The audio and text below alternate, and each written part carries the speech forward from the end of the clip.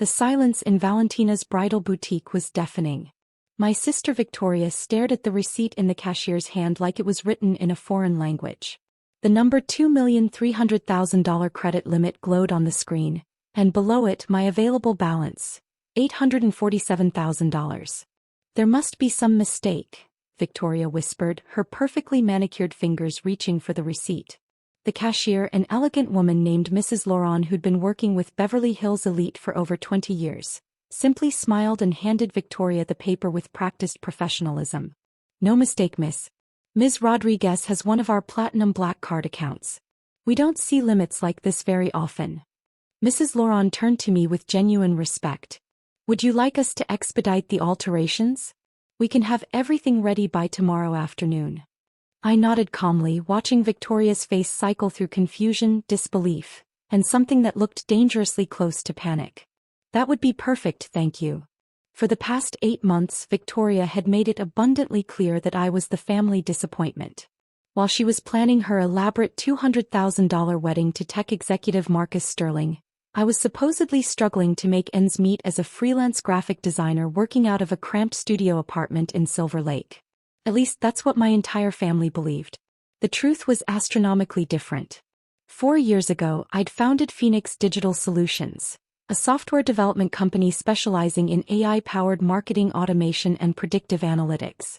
We'd grown from a one-person operation in my studio apartment to a company currently valued at $1.4 billion, with headquarters in San Francisco, satellite offices in Austin, Miami, and Seattle, and international partnerships across Europe and Asia. I'd been featured in Forbes 30 Under 30, TechCrunch had called me the quiet revolutionary of AI marketing, and Wired had done a cover story on Phoenix Digital's breakthrough algorithms that could predict consumer behavior with 96.7% accuracy.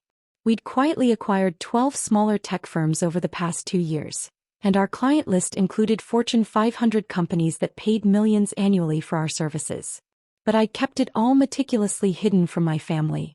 Years of being dismissed as the creative one, who'd never amount to anything substantial, had taught me the value of staying completely under their radar. While Victoria flaunted her $85,000 marketing manager salary and constantly bragged about her fiancé's success at his venture capital firm, I'd been building a tech empire in absolute silence. Isabella, Victoria's voice cracked slightly as she clutched the receipt. Where exactly did you get this card? High Bank, I replied simply, adjusting the strap on my deliberately modest leather shoulder bag. Wells Fargo Private Banking. Same place everyone gets their cards. Victoria's eyes darted frantically around the boutique, taking in the $3,200 bridesmaid dresses I'd just purchased without a moment's hesitation, the additional $14,000 I'd spent on matching shoes, jewelry, and accessories, and the $30,000 custom alterations package that would ensure everything fit perfectly. The total was more than she made in 7 months, and I'd handled it like buying coffee. But you said you couldn't afford the bachelorette party in Napa, she said, her voice climbing higher with each word. You specifically said the $400 per night hotel was too expensive for your budget. I said I couldn't make it that weekend, I corrected gently, pulling out my phone to check the time. I had a crucial board meeting with our investors that Friday. The timing conflicted. Board meeting. Victoria laughed, but it sounded forced and slightly hysterical. What kind of board meeting? Isabella, you're a freelance graphic designer. What board could you possibly be meeting with? I glanced at my phone as it buzzed with a priority notification. The screen showed a Slack message from my chief technology officer. Isabella, the Microsoft partnership is officially confirmed. They're integrating our AI algorithms into their entire advertising platform. The licensing deal is worth $340 million over 3 years. The team is celebrating in Conference Room A. Congratulations, boss.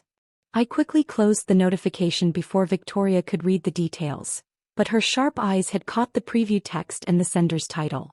Microsoft? Isabella, what the hell is going on here? Victoria's voice had gone from confused to almost accusatory. Mrs. Laurent began carefully folding the expensive dresses into elegant branded boxes, clearly sensing the family drama brewing but maintaining her professional composure. Ms. Rodriguez, should we arrange delivery to your usual address? My penthouse address is already on file, I said calmly. The one on Wilshire Boulevard, Unit 4701. Victoria's mouth fell open so wide I thought she might dislocate her jaw. Penthouse? You told Mom and Dad you lived in a 600-square-foot studio in Silver Lake. You showed us pictures of your tiny kitchen. I do have a working space in Silver Lake, I said truthfully. It's where I originally started the company and where I still go when I need complete focus. The penthouse is where I actually live. Before Victoria could formulate a response, my phone began ringing. The caller ID displayed Marcus Sterling, her fiancé. I frowned, genuinely puzzled about why he'd be calling me directly instead of going through Victoria. Hello, Marcus, I answered, accidentally hitting the speaker button in my surprise. Isabella. Thank God you picked up. Marcus's excited voice filled the entire boutique. I just got out of the most incredible partnership meeting. You'll never believe what happened. Sterling Ventures just landed the opportunity of a lifetime. Victoria stepped closer to me, her face growing paler by the second. Marcus? Why are you calling my sister directly? There was a long, awkward pause on the line. Victoria? I didn't realize. Isabella, are you with Victoria right now? We're at Valentina's, I said carefully, shooting Victoria a look. Getting the final bridesmaid dress fittings. Oh. Another pause, this one even more uncomfortable. Well, this timing is actually perfect then. Isabella, Phoenix Digital Solutions just became the talk of the entire Silicon Valley venture capital community. The Microsoft partnership announcement has everyone scrambling to get meetings with you. My firm is desperately trying to secure a position in your next funding round. Victoria grabbed my arm hard enough to leave marks. Phoenix Digital Solutions? Marcus, what are you talking about? That's not Isabella's company. Your sister's company, babe. Phoenix Digital is literally one of the hottest AI startups in the country right now. Isabella, my senior partners are prepared to offer a 20% premium valuation if you'll consider letting Sterling Ventures lead your Series D funding. We know you're planning to expand into the European market and we have the connections you need. I glanced at Victoria, whose face had gone from pale to completely ashen. She looked like she might faint right there in the boutique. Marcus, we can discuss business opportunities later. This is family time right now. Of course. But Isabella, seriously, congratulations on the Microsoft deal. $340 million in licensing fees is absolutely incredible. You've built something truly revolutionary. The predictive algorithms Phoenix Digital developed are changing how major corporations approach marketing entirely. He hung up, leaving Victoria and me standing in the middle of Valentina's bridal boutique with Mrs. Laurent pretending to be extremely busy organizing tissue paper while clearly listening to every word. $340 million? Victoria whispered, her voice barely audible. Just for licensing our technology to Microsoft, I said quietly. The core company generates significantly more revenue annually. Victoria sank into the nearest chair, an cream-colored velvet armchair designed for nervous mothers of the bride. Her legs seemed to have given out completely. I don't understand any of this. When did this happen? How did this happen? Isabella, are you telling me you're actually rich? I sat down across from her in a matching chair, finally ready to have the conversation I'd been avoiding for over 4 years. Do you remember my Stanford graduation? When Dad said my computer science degree was just expensive paper, and that I'd never make real money because girls don't understand technology? Victoria nodded numbly, her eyes still fixed on my black card lying on the small table between us. That night, I decided I would prove him wrong in the most spectacular way possible.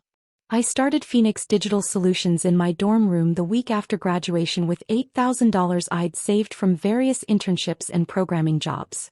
I built our first artificial intelligence marketing algorithm while working 4 different part-time jobs to pay for server costs and development tools.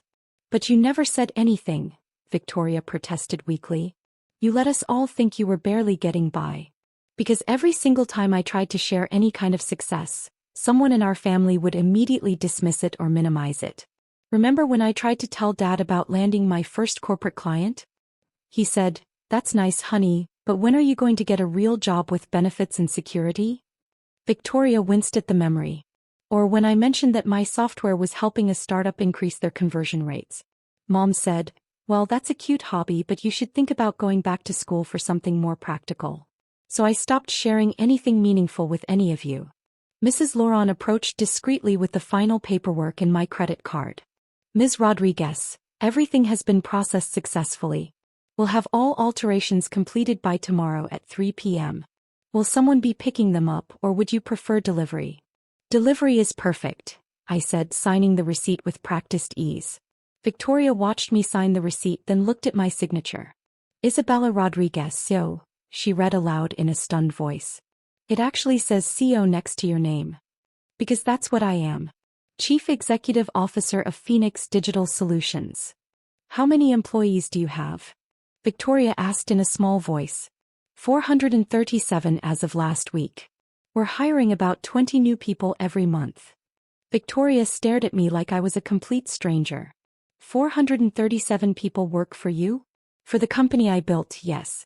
We have development teams, sales teams, marketing specialists, customer success managers, data scientists, project managers, HR staff, legal counsel, accounting, facilities management. It's a real corporation, Victoria. The wedding, Victoria said suddenly, and I could see a terrible realization dawning on her face. Marcus's wedding. Our wedding. You're paying for a $200,000 wedding on a marketing manager's salary. How have you been affording it? Victoria's face crumpled as the full weight of their financial situation hit her. Dad's been helping us. He took out a second mortgage on the house.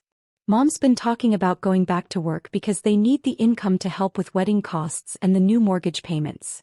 My heart sank completely. This was exactly what I'd been afraid might be happening, but I'd been too proud and too hurt to ask directly.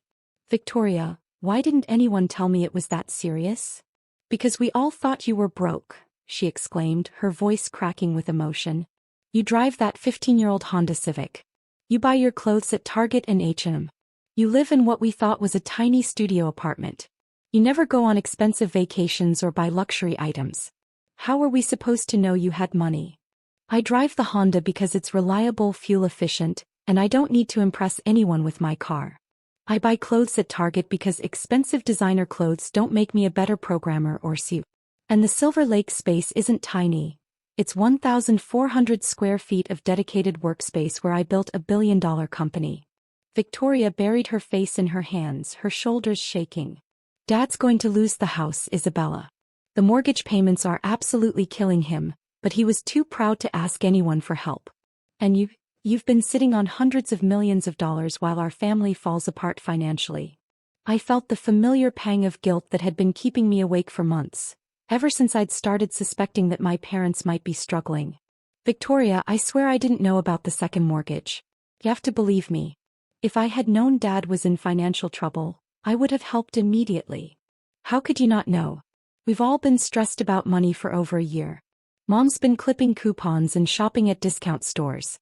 Dad's been working extra hours at the firm even though he's supposed to be winding down toward retirement. Because nobody tells me anything important. I said, my voice rising for the first time in years. I'm the family disappointment, remember? The one who'll never amount to anything substantial. The one who chose a useless major and wastes her time on computer games. Why would anyone confide in me about serious adult problems? Mrs. Laurent cleared her throat diplomatically. Ladies, perhaps you'd like to continue this conversation somewhere more private? We have other appointments arriving in 15 minutes. Victoria and I looked around, suddenly realizing we'd been having an intense family meltdown in one of Beverly Hills' most exclusive and expensive bridal boutiques, probably in front of other wealthy clients.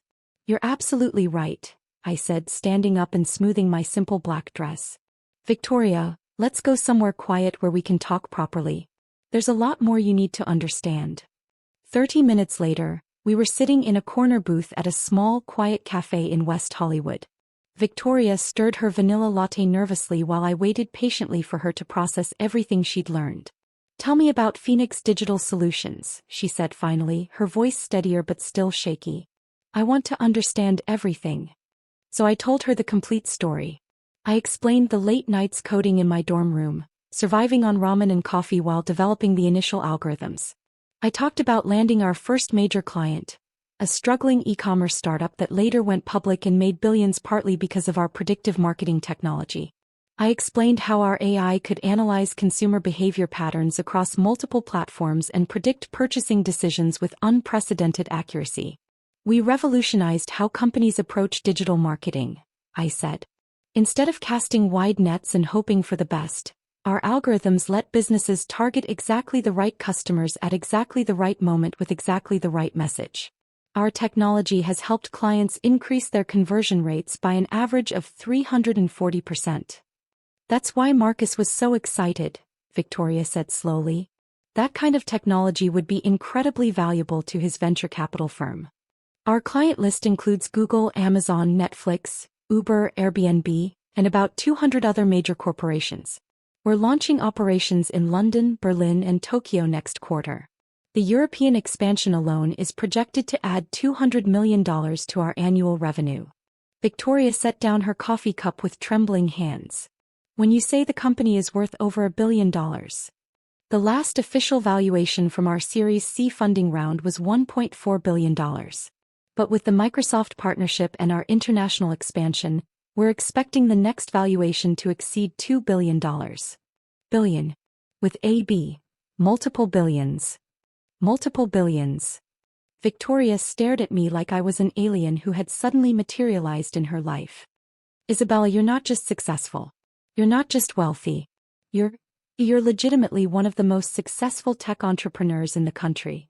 I prefer to focus on the work rather than the recognition, I said quietly. But yes, Phoenix Digital Solutions has been extremely successful. And Dad's about to lose the house over a $200,000 wedding that represents less than what you probably make in a week. I pulled out my phone and opened my banking app.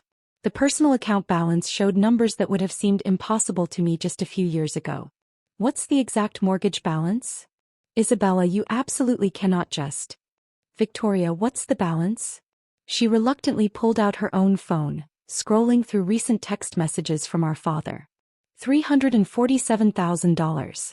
But Isabella, this is insane. I cannot let you just pay off our parents' mortgage. That's an enormous amount of money. I was already typing in the wire transfer details. Done. The mortgage is completely paid off, plus I added an extra $20,000 for Dad to handle any associated paperwork and fees. Victoria's phone immediately buzzed with a notification. She looked at the screen and gasped audibly. You just sent Dad $370,000? Isabella, that's more than most people make in 10 years. It's less than Phoenix Digital Solutions generates in revenue every single day, I said matter-of-factly. Victoria, do you want to know what my biggest regret has been these past 4 years? It's not the 18-hour workdays or the stress of managing hundreds of employees. It's watching my family struggle with financial problems I could solve in 5 minutes, but not knowing because everyone assumed I was the failure who needed help. Victoria started crying, which immediately drew concerned looks from other cafe patrons. I'm so sorry, Isabella. We've been absolutely terrible to you. We've been condescending and dismissive and completely blind to who you really are. You haven't been terrible. You've been protecting yourselves from what you thought was another family financial burden. I understand the logic completely. But we've been so incredibly condescending. So dismissive of everything you do. Oh my God, Isabella, last month at Sunday dinner, Dad said you'd never own property and would probably live in rental apartments your whole life. I did own property actually. Phoenix Digital Solutions owned our office buildings in 4 cities, and I personally owned commercial real estate in 6 states, plus my penthouse, a house in Malibu, a cabin in Aspen, and a small apartment in Manhattan for business trips. But Victoria clearly couldn't handle more revelations right now. The important thing is fixing our family dynamics going forward, I said gently. And Victoria, your wedding is going to be absolutely perfect. Marcus doesn't need to know that his firm probably can't afford our minimum investment requirements. That would create awkward tension for everyone. But Dad never needs to lose sleep over money problems again. Victoria wiped her eyes with a napkin, smearing her carefully applied makeup. What about Mom? She's been planning to go back to work because they desperately need her income. If Mom wants to work, that should be her choice based on personal fulfillment, not financial desperation. I thought for a moment. Actually, Phoenix Digital Solutions could genuinely use someone with her project management background and corporate experience. If she's interested in a senior consulting position, I'd love to interview her. You'd hire Mom? I'd interview Mom professionally. If she's qualified and fits our company culture, I'd absolutely hire her. But Victoria, here's what needs to change immediately. No more family secrets about financial situations. If someone needs help, they ask directly. Someone has good news, they share it openly. We're completely done with assumptions and false pride. Victoria nodded eagerly. Absolutely. No more secrets. But Isabella, I have to ask, why reveal everything now? You could have quietly paid for things behind the scenes and maintained your secret indefinitely. I smiled, thinking about the moment in the bridal boutique when Mrs. Laurent had read my credit limit aloud and Victoria's entire worldview had collapsed. Because I finally realized that keeping secrets was hurting all of us more than the truth ever could. You were stressed about money you didn't need to worry about. Dad was sacrificing his retirement security for a wedding that should be a pure celebration. And I was building an incredible company with no family to share the success with. So what happens now? How do we move forward from this? Now you get married in the wedding of your absolute dreams, without Dad going into debt or Mom sacrificing her retirement. Now our parents can retire comfortably whenever they choose. And now I stop pretending to be someone I'm not. Victoria reached across the small table and grabbed my hands tightly. I'm so incredibly proud of you, Isabella. And I'm ashamed that it took me this long to see how extraordinary you are. You're going to make me cry in a West Hollywood cafe, I warned, squeezing her hands back. One more question, Victoria said, her voice still shaky. The penthouse on Wilshire Boulevard. How big is it exactly? 5,000 square feet. 3 bedrooms, 4 bathrooms, 2 offices, a full kitchen, living areas, and a private rooftop terrace with panoramic views of the city. And you let us think you lived in a studio apartment. I let you think I lived in a studio because I was working out of the Silver Lake space 12 hours a day. Honestly, I bought the penthouse primarily as a real estate investment. I spend most of my time at the Phoenix Digital offices anyway. Victoria shook her head in complete amazement. My little sister, the accidental real estate mogul. Not accidental. Very intentional. Real estate appreciates consistently, and I needed stable places to invest company profits beyond just technology stocks. How many properties do you actually own? I considered whether to reveal the complete extent of my real estate portfolio. Enough that if I wanted to, I could give each immediate family member their own house and still have plenty of investment properties remaining. Victoria's jaw dropped again. Each family member? Isabella, that's Mom, Dad, you, me, and potentially Marcus after we get married. You could buy 5 houses.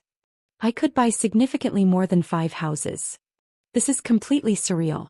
6 hours ago I thought you were the family charity case who might need help paying rent. Now I discover you could probably buy our entire neighborhood. Not the entire neighborhood. Maybe half the neighborhood. We both started laughing, the kind of exhausted, emotional laughter that comes after major revelations and intense stress relief. What are you planning to tell Marcus about all this? I asked. The complete truth. That my sister is a brilliant entrepreneur who built a technology empire while our family wasn't paying attention, and that his firm better make an exceptional impression if they want any chance of working with Phoenix Digital Solutions. They'll receive the same professional consideration as every other potential partner, I said diplomatically. But Victoria, make sure Marcus understands that Phoenix Digital's CEO doesn't mix business relationships with family relationships. If Sterling Ventures wants to work with us, they'll need to earn that opportunity through merit. Understood completely. Victoria paused, looking thoughtful. Can I ask you something personal? More personal than my net worth and property portfolio? Are you actually happy? With all this incredible success, with building the company, with everything you've accomplished, are you genuinely happy with your life? I thought about her question seriously. I'm extremely proud of what Phoenix Digital Solutions has become. I love the technological challenges, I love leading my team, and I love knowing that our innovations are helping thousands of businesses succeed.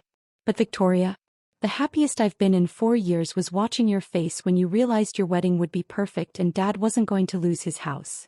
Victoria started crying again, but this time they were clearly tears of relief and love. I love you so much, Isabella. And I promise you, everything is going to be different from now on. No more dismissing your achievements. No more assuming you need our help or guidance. From now on, we're going to treat you like the successful CEO you actually are. Just treat me like your sister, I said simply. That's honestly all I've ever wanted. 3 weeks later, I stood in Victoria's wedding party wearing the perfectly altered $3,200 bridesmaid dress, watching her marry Marcus in a ceremony that exceeded even her highest expectations.